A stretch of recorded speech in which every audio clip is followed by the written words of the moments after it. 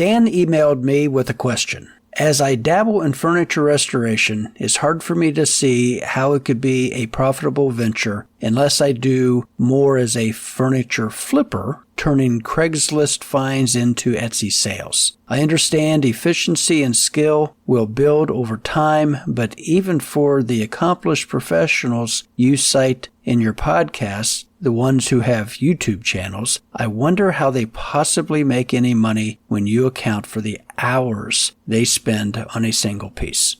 Hello, my name's Roger Kugler. This is Working at Woodworking Podcast, where I attempt to answer questions as Dan has presented here. So thank you, Dan, for the question. Wow. How about we tackle something easy like cold fusion? That's a really good question, and it is a big question. And I am sure that this has been at the forefront of anyone who has considered turning this into a profession, either full-time or part-time, because we just don't see the revenue. We don't see the money. There is no base salary, so to speak. Now, I like the idea of a furniture flipper. That's pretty good. In fact, anyone who wants to get into furniture repair, I would suggest that you go out and look for old junky furniture and fix it up and restore it and then, flip it. That's how you build your skills, by seeing many, many, many different problems and figuring out the solution for those. Dan mentions, I understand efficiency and skill will build up over time. Yes, it will. You have to work at it. In 20 years you're going to get good at anything, but if you really suck at hand-cut dovetails and you need to do hand-cut dovetails, practice making hand-cut dovetails. I can't overemphasize practice. If your spraying technique sucks, or actually blows, practice. I talked about this in episode 31, Mad Skills of the Professional Woodworker. This is something that we learn through repetition, and practice teaches that repetition. Dan goes on and says, but even for the accomplished professionals you cite in your podcast, the ones who have YouTube channels, I wonder how they possibly make any money when you account for the hours they spend on a single piece. Well, let's dive into this. The big question, how much should I expect to make as a woodworker? What are the income goals of a one-person shop, which is what I concentrate on? What benchmarks or expectations could I possibly have? We could turn to the government, to the Bureau of Labor Statistics, and look up Occupational Employment and Wages May 2021 for 51-7099 Woodworkers, all other. That's, I guess, their catchphrase for anyone who is not fit into a specific manufacturing type category. So according to the labor statistics, the hourly mean rate is $17.35 an hour. The mean annual wage is $36,080. And when you dig through the different stats, you'll see a range from about $33,000 a year to $55,000 a year. That's a pretty wide gap. And sorry, Dan, I can't give you a solid number because, well, if you ask 10 woodworkers, professional woodworkers, how much they make in a year, they're not going to tell you. They're woodworkers. They're just kind of like that. But if you did get them to divulge that information, you would probably get about 12 different answers, all over the place. No two are exactly alike. That's what makes this industry, this profession, so incredibly unique and interesting, is that you get to do this yourself. Remember, there's that term self-employed. So you get to create your own employment environment. Now, if we dig a little deeper into this, let's assume that you're working 8 hours a day, 5 days a week, 50 weeks a year, 2 weeks off vacation. This is a standard United States work environment. Other countries, thank you listeners from outside the U.S., it could be a lot different in your particular location. But 8 hours a day, 40 hours a week, 50 weeks. If you're making $10 an hour, you're going to make around $20,000 before tax, before anything else that comes out of your paycheck. $20 an hour, you'd be making $40,000 a year. $30 an hour, $60,000 a year. $40 an hour, $80,000 a year. Ooh, now we're talking some good money. What if you're charging $80 an hour? Well, that's $160,000 a year. Could you live on that? Yeah, I could. Do you remember those old ads in the old woodworking magazines? Make $10 an hour fixing broken furniture. I actually did a Google search to see if I could find any of those, and I came across something it's probably another rabbit hole. Archive.com.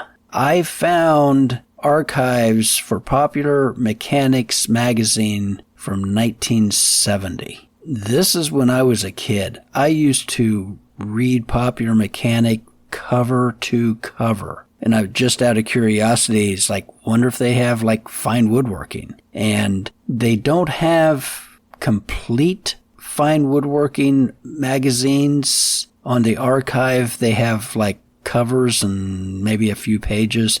They do have a lot of the books that they have published from Totten Press. And it's right there. You can read these books. Some of them are kind of, abridged, but really, really interesting. If you want to, piss off 2 or 3 hours, just archive.com. Very excited about that. Probably too excited about that. So let's look at our little scenario. $80 an hour, $160,000 a year. Whoo-hoo, sign me up.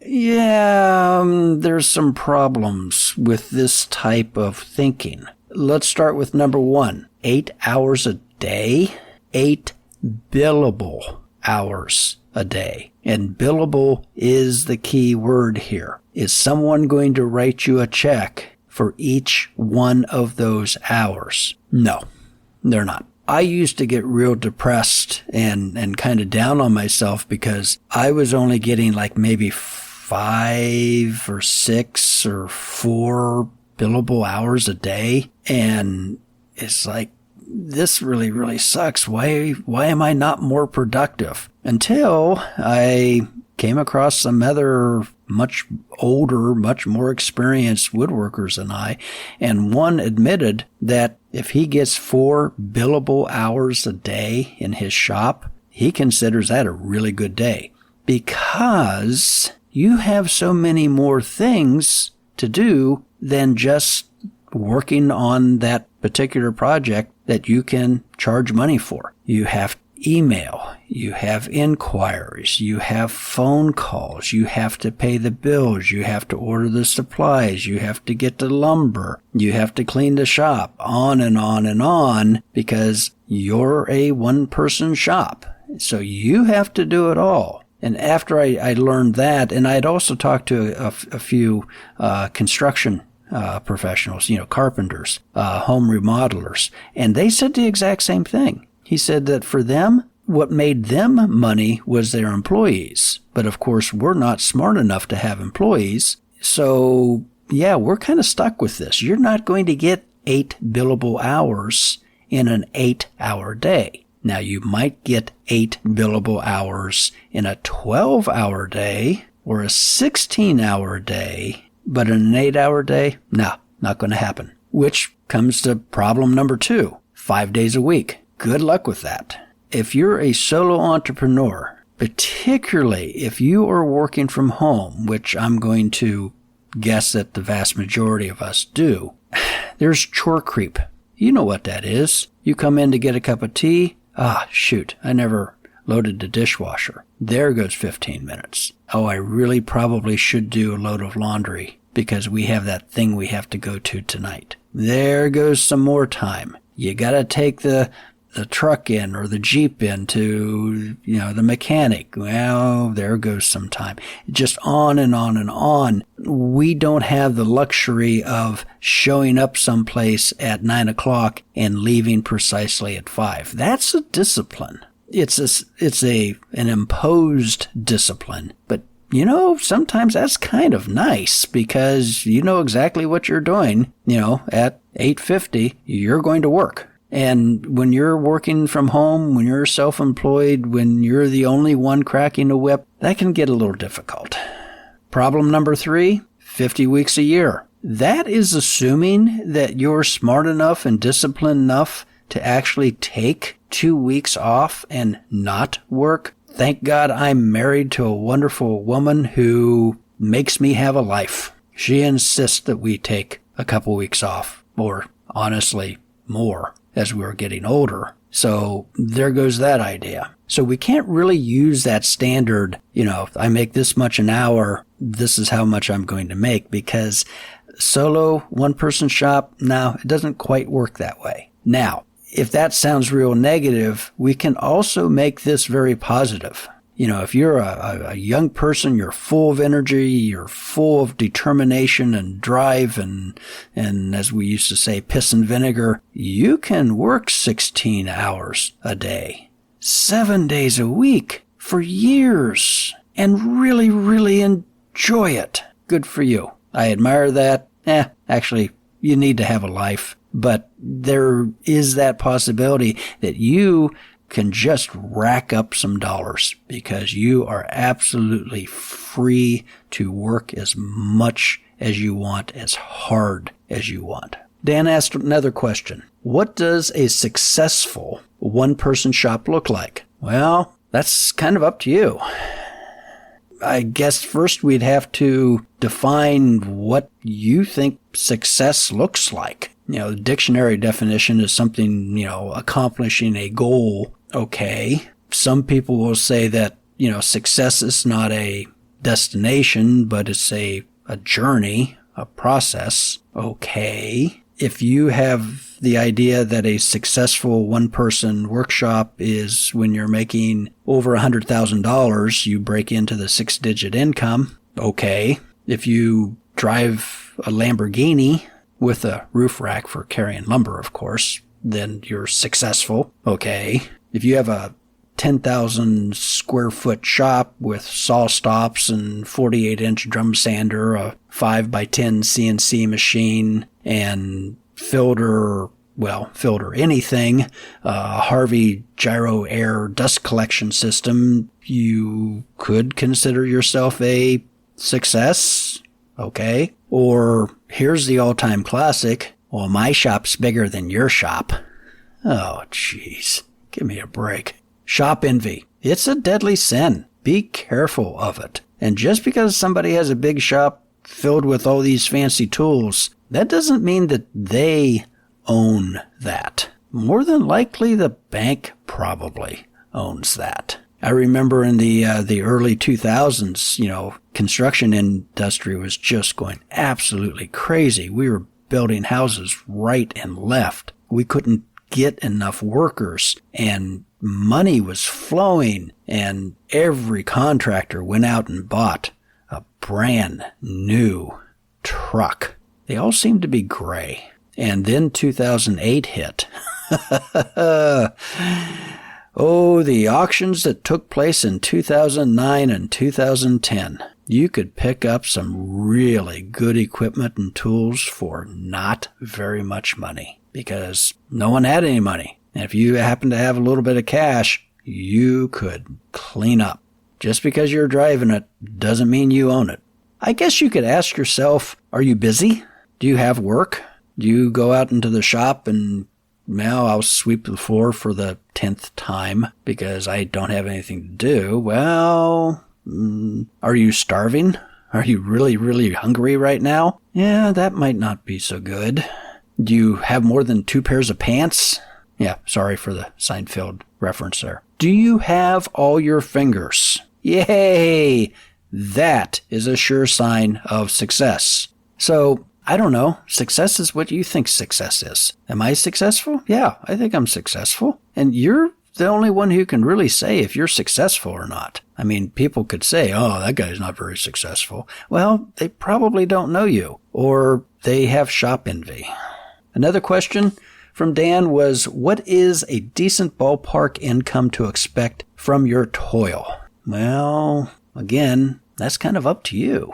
You know, if you want 6 figures, you could expect that and work towards it. It's really good to have a goal. That's kind of one thing I suffer from. You know, I'm not terribly goal oriented. But if your goal is to make $60,000 a year, like profit, taxable income, go for it. Figure out how to do that. Maybe you left a job that you were making $80,000 a year and you want to better that. Good. Go for it. Figure it out. And this really comes down to, what are people willing to pay for your skills? You know, if they're willing to pay $10 an hour, well, you might want to go check out McDonald's. If they're willing to pay you $100 an hour, good for you. And don't laugh at $100 an hour. Do not at all. And please don't gag. If you're in one of the major cities, a big city, a heavy population area, and you have really good skills, you could easily make $100, charge $100 an hour. And think about it this way. A person who has only been in this for a couple years is charging $25 an hour, and it takes them 4 hours to do a job. And then you're charging $100 an hour, but it only takes you 45 minutes to do that same job because you have skills and experience. Then what's the difference? You know, time, I don't want to say is irrelevant, but how much work can you get done in a particular time period that people are willing to pay you for? That's what it comes down to. What are you happy with? You know, can you get by on $10,000 a year taxable income? $20,000? I mean, you know you better than probably anyone knows you, and you know what you need. So the thing about being self-employed is you can kind of do this yourself. You can decide how much money you want to be paid and what fits your lifestyle.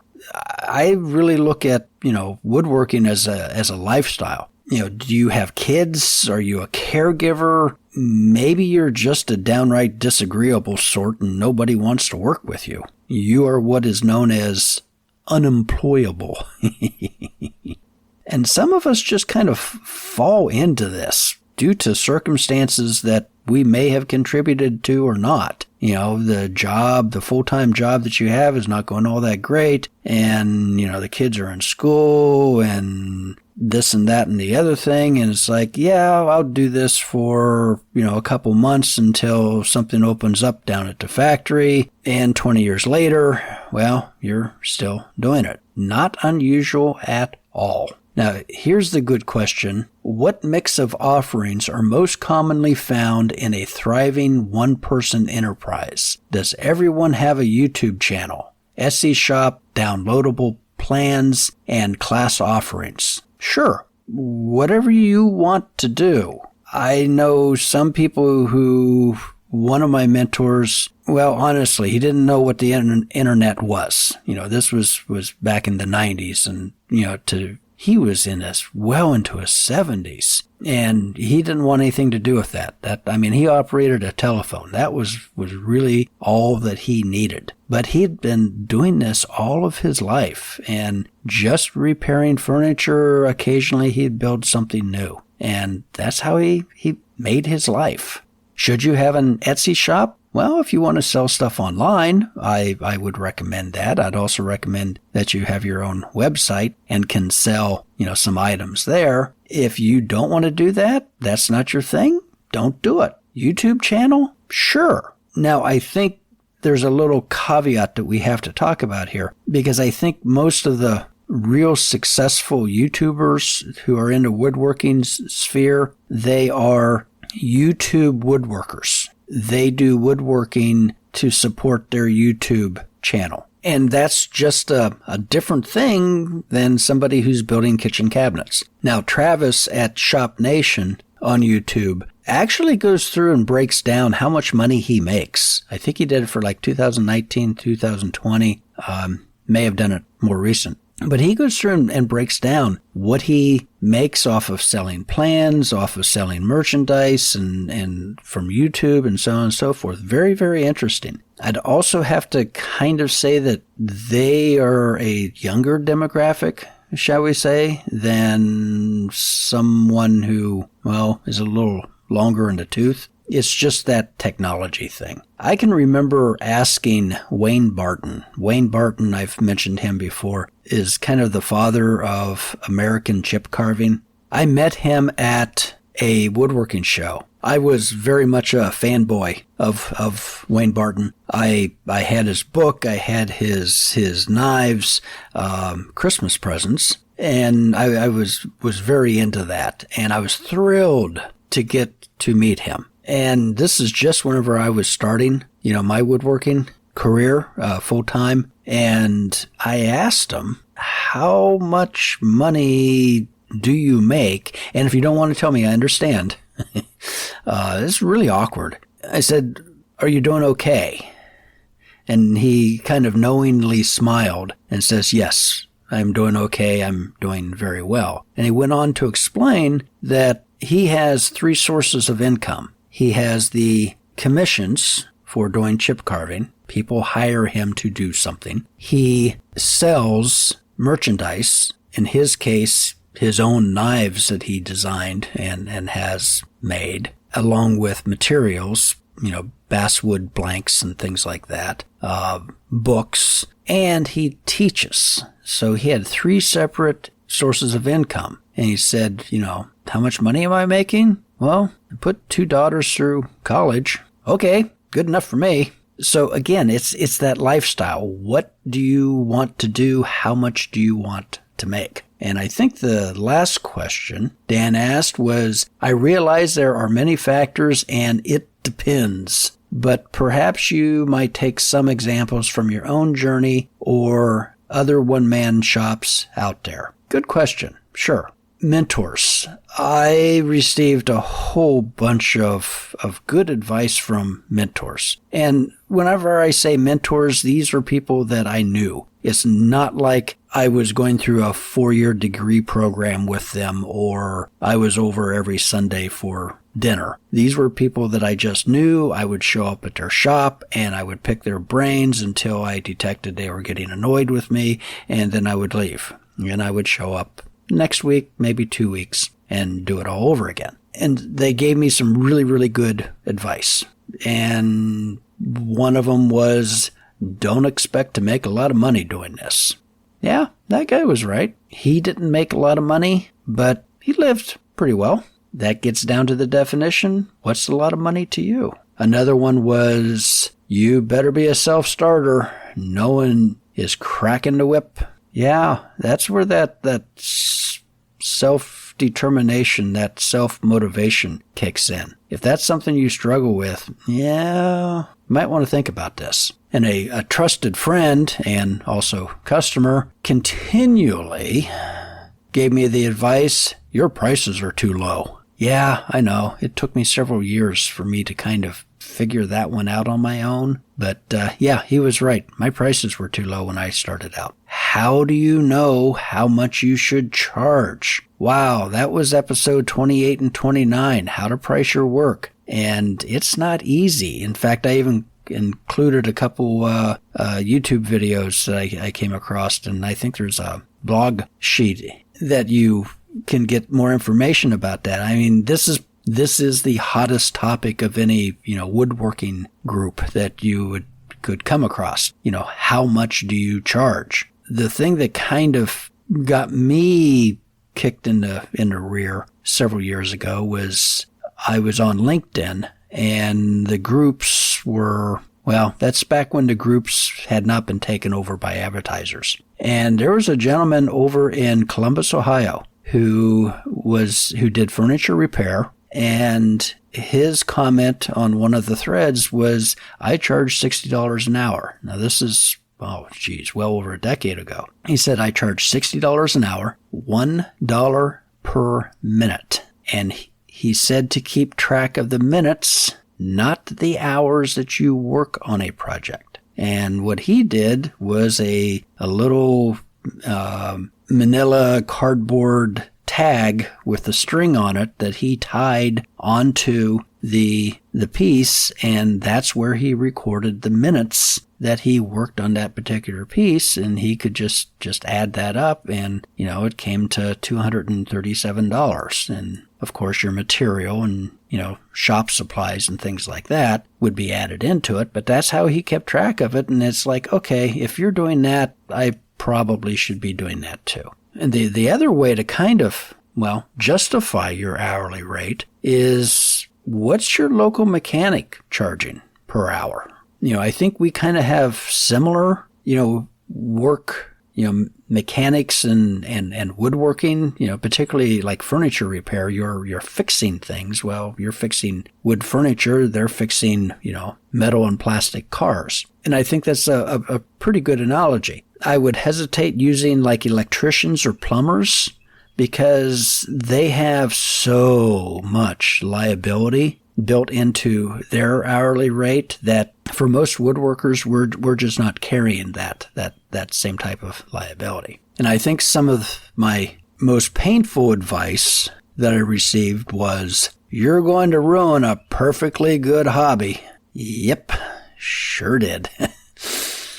So you might be asking yourself, so what areas of woodworking make the most money? What should I go into if maximum profit paycheck salary is my driving force? This is my guess, but I would say one that requires a lot of physical work, one that you are physically working very hard at every day. And I would say that would be kitchen cabinets and build-ins on site. These things can get heavy, they can get bulky, you're moving these things around, and it's a lot of just physical work to do that type of woodworking, that type of construction. And very often, you're going to be working with contractors, which is a whole other episode. And honestly, this is really hard for a one-person shop because there are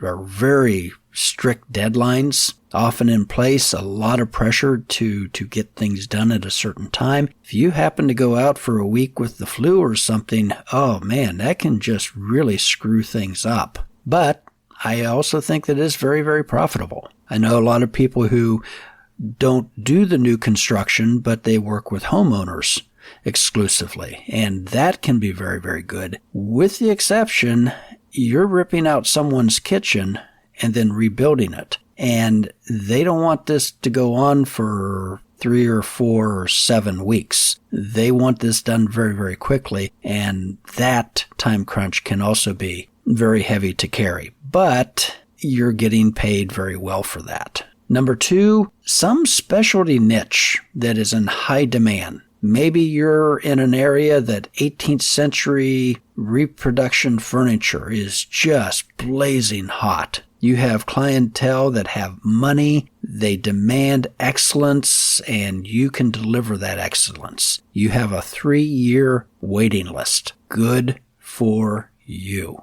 And I'm going to wager to say that you're probably not 30. You're probably more like 60, and you've been doing this for 40 years. Maybe you go into the high-end furniture, studio furniture market, an area that I have virtually no interest or knowledge of. It's very clientele driven. You have to be in those orbits, those circles of influence. And honestly, that's someplace I just don't tread. But if you can withstand the famine that comes between the feast, you could make a good living doing that.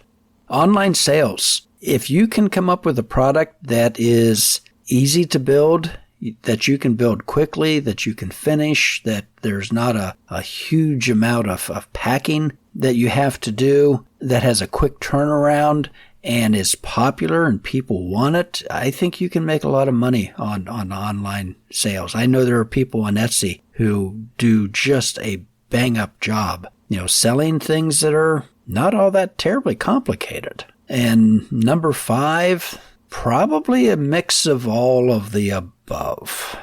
Because when you're a one-person shop, you don't have a board of directors, you don't have stockholders, you don't have a managing director, you can kind of do what you want. And if you want to venture into this area, go for it. It may turn out to be fantastically profitable, or you could lose your shirt. So there we go. You're probably more confused now than when you started listening to this episode. There's just a lot of things to consider. There's no right answer for everyone. This depends on your age, your time of life, what your financial situation is like.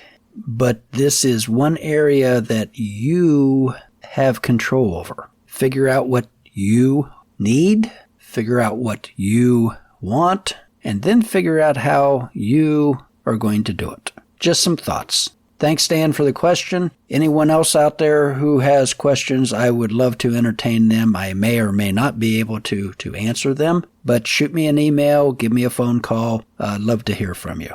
Recommendations, I have a whole list of things in there that I found very useful. There's an article written by Charlie Pellams of Austin, Texas, on his website, Home Improvement Woodworking, that brings forth some very interesting ideas. He's been in this game for a very long time. There's a Solo Woodworker.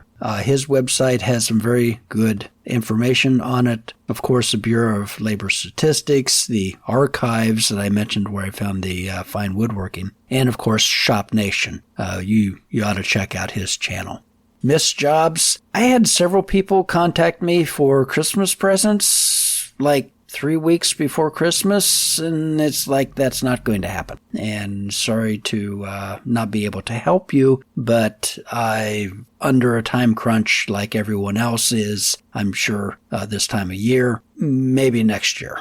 I also had broken chairs, and I asked the gentleman to call me back next year. I might be able to help that. Special thanks to listeners in Orlando, Florida, U.S., and Gloucestershire, England. Really appreciate that. Thank you very much. As always, if you'd like to support the channel, you can buy me a cup of coffee or make a direct donation right on the website, workingatwoodworking.com. Until next episode, happy woodworking.